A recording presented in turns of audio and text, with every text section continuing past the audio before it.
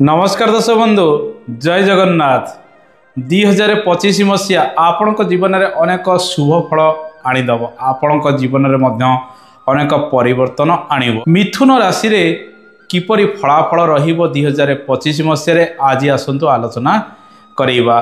ग्रह मानकर चलन जदि देखिबा मिथुन राशि को बृहस्पति चलन मे मास 14 तारिख दिन हब। शनिंकर चलन मीन राशि को मार्च मास 29 तारिख दिन ठारू रहिब।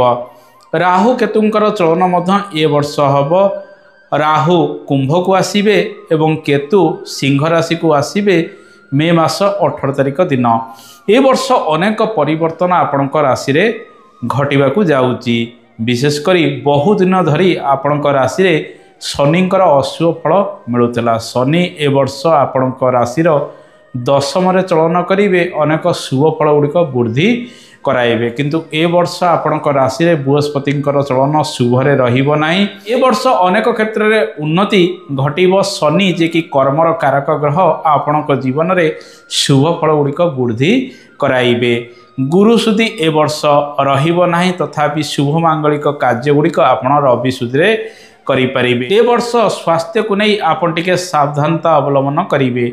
सामान्यतम देह पा टिके बेले बेले खराब होबार संभावना रही से किसी खर्च बढ़ी पारे। वर्ष कुंडलीर षष्ठ स्थान बा रोग स्थान आपणकर राशि अधिपति बुध रहुचंती। स्नायुविक दुर्बलता अस्थिगत पीड़ा किंतु शनिंकर चलन मार्च मास 29 तारिख पर आपणक राशि ठारू दशम स्थान को रहिबो। शनि शुभरे आसिले स्वास्थ्य क्षेत्र में उन्नति आसे। तेणु धीरे धीरे आपण वर्षर द्वितीयार्ध ठारू स्वास्थ्य क्षेत्र में आरोग्यता लाभ करिवार संभावना रही। ए वर्ष विदेश यात्रार जोग मध्य अनेक रही। जेहेतु आपणकर द्वादश वर्ष आरंभ बृहस्पति चलन रहुची। मे मास पर्यंत विदेश गस्तर भरपूर सुजोग आपण नहीं पारिबे। या सहित दूर स्थान को यात्रा करी नूतन क्यारियर आरंभ करि पारिबे। क्यारियर बा कर्म क्षेत्र में ट्रांसफर इत्यादि हबार संभावना रही। अनेक व्यक्ति भिन्न भिन्न कर्म करिवार सुजोग पाइबे। किछि किछि कार्य बा चाकरी से माने छाड़ी देवार संभावना मध्य ए वर्ष रही। ए वर्ष गर्भ धारण करिया पई समय वर्ष आरंभ अनुकूल रहिबो नाही। मे मास 14 तारिख पर बृहस्पति चलन आपणक राशि को हेला परे नूतन गर्भ धारण करिया पई समय अनुकूल रहिबो। वर्षर द्वितीयार्धरे आपणक राशि रे संतान सुख प्राप्ति होबार संभावना रही। माँ का स्वास्थ्य को नहीं आपण ए वर्ष टिके चिंतित रहिबे। पिता स्वास्थ्य रे धीरे धीरे अनेक आरोग्यता लाभ होबार संभावना ए वर्ष रही। चाकरी बाकरी क्षेत्र में अनेक अदल बदल होबार संभावना रहुतिबारु आपण ए वर्ष जॉब चेंजेस करिवार अनेक संभावना रही। नुआ चाकरी पाई दूर स्थान को यात्रा करिवार सुजोग पाइबे। सरकारी बेसरकारी क्षेत्र में सम परिमाण में आपण को लाभ मिलवार संभावना रही। आपण जदि कौन नूतन चाकरी पाई चेष्टा करुचंदी टिके लेखा लेखी को अधिक गुरुत्व देबे। या सहित जो माने इंटरव्यू इत्यादि दौरान से माने जेहेतु बुध वर्ष कुंडली अशुभरे रहुची टिके अधिक परिश्रम करेंगे विभिन्न दिगरे। एवं आपण निज कथबार्तार ए वर्ष मध्य नियंत्रण रखी प्रत्येक कार्य करने आवश्यक। क्या किसी सेमती किसी कथा कहीदे पारती जहाँ सहित परवर्ती समय अपड़ हबार संभावना रही। ए वर्ष शनिंकर चलन जेहेतु मार्च मास 29 तारिख ठारू वर्ष शेष पर्यंत आपणक राशि रे शुभरे रहिबो।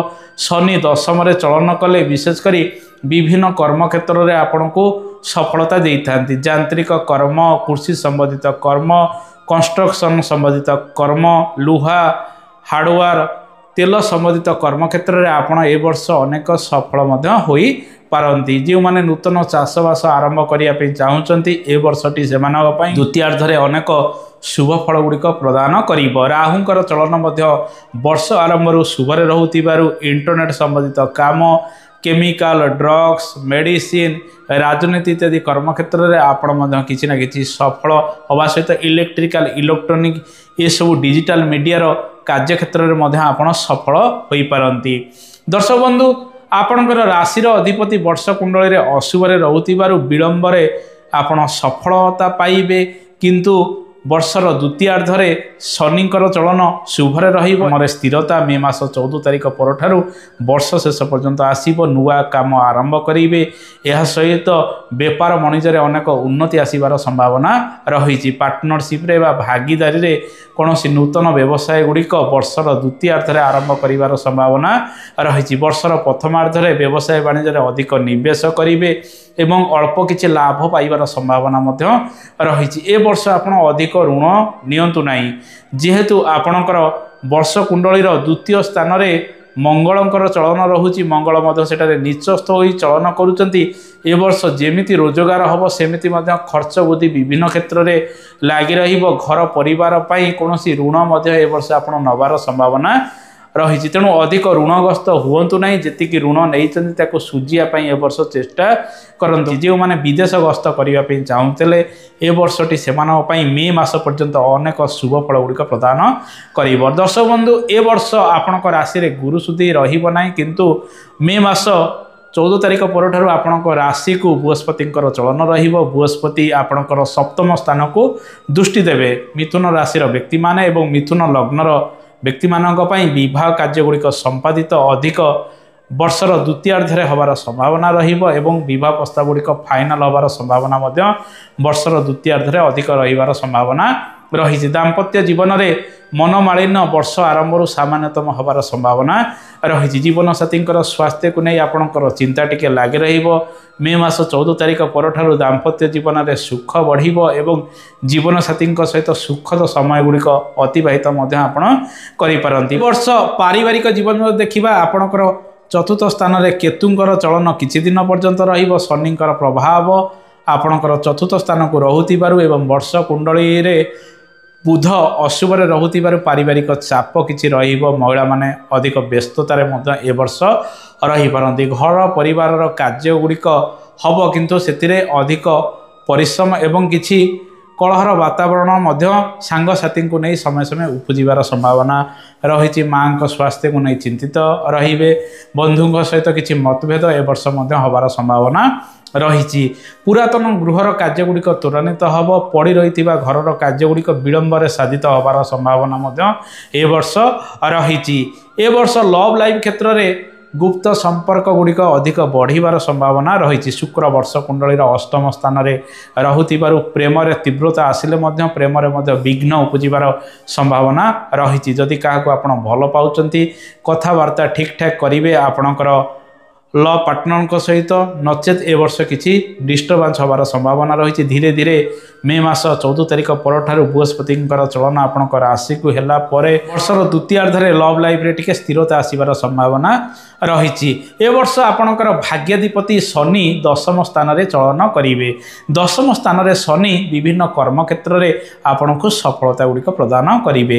ଶ୍ରମିକମାନଙ୍କୁ ଏକଜୁଟ କରି ଆପଣ ତାଙ୍କର ଲିଡର ମଧ୍ୟ ହୋଇପାରିବେ। ଯେଉଁମାନେ ସୁପରଭାଇଜର ସମ୍ବନ୍ଧିତ କାମ କରୁଛନ୍ତି, ରୋଡ଼ ସମ୍ବନ୍ଧିତ କାର୍ଯ୍ୟ କରୁଛନ୍ତି, ସେମାନେ ଏ ବର୍ଷ ଅଧିକ ସଫଳ ବର୍ଷର ଦ୍ୱିତୀୟାର୍ଦ୍ଧରେ ହେବାର ସମ୍ଭାବନା ରହିବ। ତେଣୁ ଭାଗ୍ୟ କ୍ଷେତ୍ରରେ ଉନ୍ନତି ପ୍ରଗତି ସହିତ ବର୍ଷର ଦ୍ୱିତୀୟାର୍ଦ୍ଧରେ କିଛି କିଛି ଶୁଭ କାର୍ଯ୍ୟ ମଧ୍ୟ ଆପଣ କରିପାରନ୍ତି। ଦୂର ସ୍ଥାନକୁ ଯାତ୍ରା କରିବେ।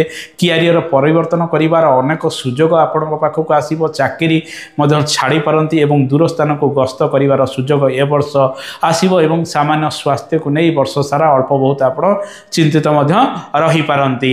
କୌଣସି ମାଲି ମକଦ୍ଦମାରେ ଆପଣ ଏ ବର୍ଷ ପଡ଼ନ୍ତୁ ନାହିଁ। ଧୀରେ ଧୀରେ ଯାହା ବି ସମସ୍ୟା ହୋଇଥିଲା ଶନି ସେସବୁକୁ ସମାଧାନ କରିଦେବେ ବର୍ଷର ଦ୍ୱିତୀୟାର୍ଦ୍ଧରେ।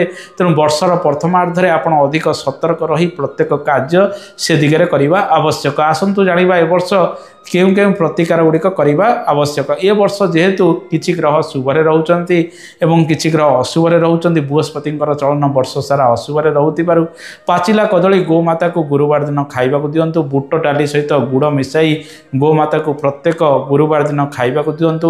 କେଶର ମିଶ୍ରିତ କ୍ଷୀର ମହାଦେବଙ୍କ ପାଖରେ ପ୍ରତ୍ୟେକ ଗୁରୁବାର ଦିନ ଅର୍ପଣ କରନ୍ତୁ। ଏହା ସହିତ ଓମ୍ ନମ ଶିବାୟ, ଓମ୍ ନମ ଭଗବତେ ବାସୁଦେବାୟ ଏ ମନ୍ତ୍ର ଜପ କରନ୍ତୁ। ସୁନ୍ଦରାକାଣ୍ଡ ଟିକେ ନିତ୍ୟଦିନ ପାଠ କରନ୍ତୁ, ଦେଖିବ ଅଶୁଭତ୍ୱ ଦୂରୀକରଣ ହେବ। ଦର୍ଶକ ବନ୍ଧୁ, ଏ ତ ଥିଲା ମିଥୁନ ରାଶିର ଫଳାଫଳ। ଆଶା କରେ କାର୍ଯ୍ୟକ୍ରମଟି ଭଲ ଲାଗିଥିବ। କାର୍ଯ୍ୟକ୍ରମ ସମ୍ପର୍କରେ ମତାମତ ଦେବେ। ଆଜି ତ ସମୟ ହୋଇଯାଇଛି। ଆଜି ପାଇଁ ଏତିକି। ନମସ୍କାର, ଜୟ ଜଗନ୍ନାଥ, ଧନ୍ୟବାଦ।